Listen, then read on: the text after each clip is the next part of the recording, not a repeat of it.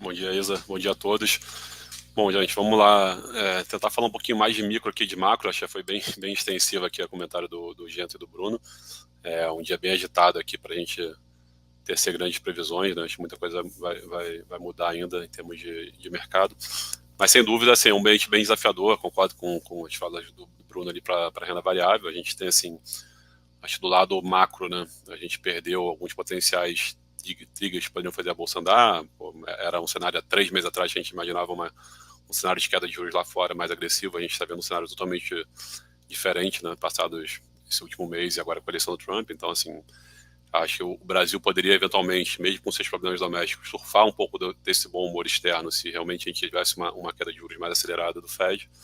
Cenário que aparentemente hoje está bem distante, né? Então, eu acho que a gente perdeu esse trigger externo para ter um ambiente mais favorável, e agora, do lado interno, a gente depende do governo tentar se mexer em fazer algum corte mais agressivo, mas, como o Janta comentou, não parece que vai ser nada que vai mudar muito a dinâmica de deterioração da nossa dívida, né? Então, assim, o que sobra para a gente aqui, em termos de cabeça mais construtiva, é a parte micro, né? Assim, acho que como a gente veio falando, assim, a gente está vendo realmente, de fato, nas empresas finalmente surfando um pouco dessa onda do PIB positivo. Então, a gente vê de anos de decepções de resultados, a gente está vendo sim uma tendência de resultados positiva. A gente está, então, acho que o micro, pelo menos eu acho que ele se sobrepõe um pouco ao cenário macro um pouco desafiador. Claro que resta a gente saber, né, se o micro vai deteriorar com esse aumento da taxa de juros, a magnitude da deterioração que pode ter no resultado das companhias. Mas hoje a gente pode falar que a gente tem um cenário micro mais positivo, tem resultados do terceiro trimestre estão começando a ser divulgados, né? A gente está hoje no dia 6, infelizmente deve ter tido nem 10% das empresas divulgando o resultado, né? 90% vão soltar nos próximos 10 dias. Então, mas a gente tem uma expectativa de resultados ainda positivos para esse terceiro trimestre. Então, a gente tem visto revisões ainda levemente positivas para o lucro das companhias. Então, eu acho que isso, mal bem, também dá um suporte para a Bolsa. Eu acho que a gente tem nominalmente falando, né, em termos de preço dos ativos, me parece um downside baixo no nível que a gente está. A questão só que a gente tem realmente um CDI correndo ali a 12%, 13%. E aí resta saber se a gente consegue alcançar ele. Mas do ponto de vista nominal, dá para dizer que a gente tem um downside baixo, dado que também a gente tem os números realmente estão vindo bons, tá? Então a gente tem um lastro de valuation da bolsa. Mas acho que, assim, do ponto de vista de trigger, realmente não tá fácil de pensar num trigger positivo para mercados. Mas, enfim, vou falar um pouquinho de micro aqui. A gente teve algumas mudanças em termos de posição ao longo do mês passado. Acho que do ponto de vista de caixa direcional não teve grandes coisas. A gente segue mais ou menos com 10% de caixa ali nos FIAs. Mas a gente mudou um pouco o portfólio. Para começar de commodity, né, a gente tinha ali uma posição. A gente acabou não falando muito de China, mas a gente teve ao longo do mês de outubro, né, bastante notícias de pacotes ali do governo chinês para tentar estimular a economia. A gente deve ter mais notícias aí nessa semana. Está tendo uma reunião do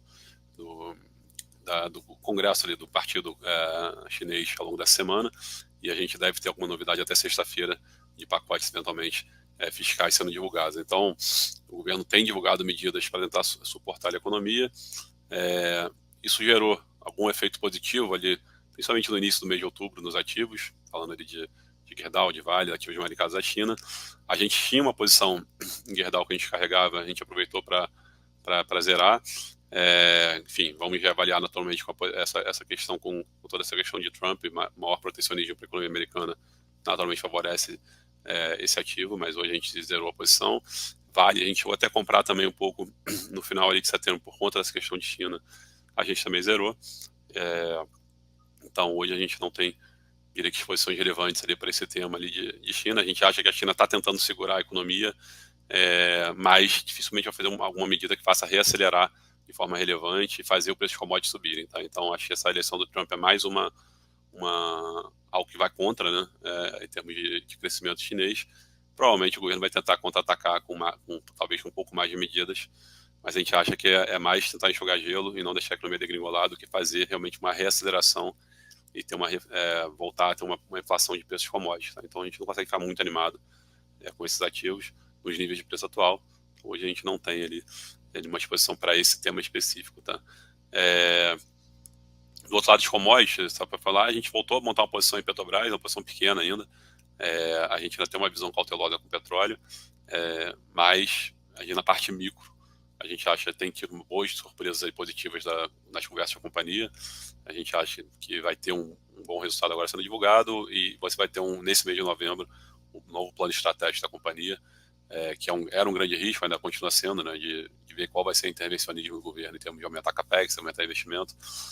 Mas tudo que a gente tem ouvido da companhia parece que a gente vai ver um plano bem objetivo, focado em exploração e produção, com um aumento bem gradual ali de investimento e potencialmente vamos ver dividendos extraordinários voltando a ser pagos agora nesse final de ano e provavelmente ano que vem. Então, a gente acha que na parte micro a empresa sai com um news flow relativamente positivo, apesar dos receios de maior intervencionismo. Então, a gente voltou a ter uma posição ali, ainda pequena, dado que a gente tem uma visão ainda cautelosa também para preços de petróleo. Acho que se não fosse toda essa incerteza do ponto de vista de guerra do Oriente Médio, a dinâmica de oferta e demanda realmente é negativa, o petróleo estaria mais baixo. Então, a gente também é um pouco receoso do ponto de vista. Hoje, commodities é uma posição, de forma geral, pequena dentro do nosso portfólio. Do lado de aumentos também relevantes, foi a Rumo, uma posição que a gente tinha iniciado há meses atrás, a gente vem aumentando. O mercado hoje, bastante incerteza, né, do ponto de vista de safra. O próprio Janta comentou, né, o tempo já melhorou bem ao longo do último mês. A gente está vendo a safra com menos riscos de ter quebra, principalmente da soja.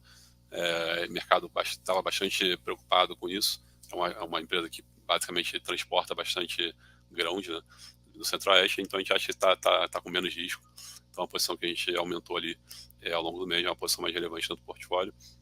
A gente voltou a montar a posição ali em Vibra e também em Ultrapar, duas distribuidoras de combustíveis, basicamente por conta de preço. A gente já teve posição nesses ativos, realizaram bem nos últimos meses. A gente acabou, a Vibra soltou um resultado ontem à noite, por acaso, um bom resultado, melhora de margem operacional, geração de caixa bem forte. Então, um ativo que nesse nível de preço está vendo negociando a menos de 10 vezes lucro. Então, a gente voltou a ter posições, tá? Dentro de bancos, só para comentar, basicamente, a gente trocou nossa posição de Itaú para Itaúsa, basicamente um desconto que está negociando Itaúsa, a gente achou melhor ficar na holding. Vale comentar que de resultados, né, que saíram de bancos, a gente já falta só o Banco do Brasil, mas Itaú ontem divulgou mais um resultado muito forte, segue realmente destoando dos bancos aqui dentro do Brasil, uma gestão muito boa, uma ROE ali de 23% mesmo, com um capital bem excedente. Então, provavelmente vamos ter dividendos extraordinários do Itaú também até o final do ano. Então, é um banco que realmente continua entregando muito bons números. A gente aumentou um pouquinho a posição nele. Do lado um pouco mais negativo, o Bradesco, uma posição que a gente tinha montado em agosto. A gente reduziu pela metade a posição. Acho que o banco reduziu até um pouco antes do resultado. O resultado ele não foi um resultado ruim, foi um resultado até bom, qualitativamente falando, mas eu acho que o nível de melhora ele reduziu em relação ao último resultado, né? Então não é que o resultado foi um resultado ruim, mas mostrou que o ritmo de melhora de resultados ele está desacelerando, e tem mostrado tanto a Santander quanto o Bradesco, né? Um pouco dessa dinâmica de mercado de crédito que o Eric vai falar depois ali, de spreads mais baixos. A gente está vendo já um impacto nos bancos, né? Então a gente viu a carteira de crédito, principalmente corporates, do Santander e Bradesco caindo, né? Ou crescendo muito pouco. E mostrando um desafio dos bancos em crescer carteira ali desse cenário de spread mais baixo. Então, eu acho que isso mostra um pouco de que a gente vai ter uma dificuldade em aceleração de receita dos bancos nesse ambiente que a gente está vendo atualmente. Então, a gente hoje está menos construtivo ali com o Bradesco. O Banco do Brasil é uma posição que a gente via reduzindo e zerou. Tá? A gente acha que dos dois bancos é a que vai ter pior tendência de resultado. O agro realmente esse ano está jogando um pouco contra. A gente está vendo uma tendência na piora de inadimplência, um pouco oposto que a gente viu, por exemplo, no Itaú. Então, a gente zerou a posição em BB. Hoje, a gente tem praticamente posição em Itaú e um pouco menor ali em Bradesco. Tá? E, por último, só para não tomar muito tempo, vale comentar rapidinho de Ipera. É uma posição que a gente carregava e teve bastante novidade ao longo do mês.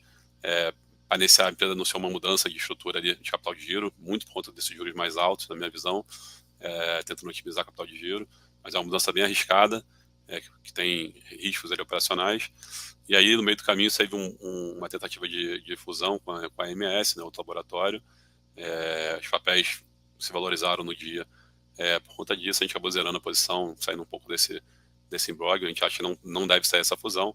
Eles tentaram fazer uma fusão hostil, que não foi bem sucedida, e operacionalmente a empresa está realmente vai ter um ambiente mais perigoso nos próximos 12 meses por conta dessa mudança de capital de giro. Então a gente zerou essa posição também dentro do portfólio. Acho que é isso, gente. Vou passar agora para o Eric falar de renda fixa. Obrigado aí. No final a gente fala nas perguntas.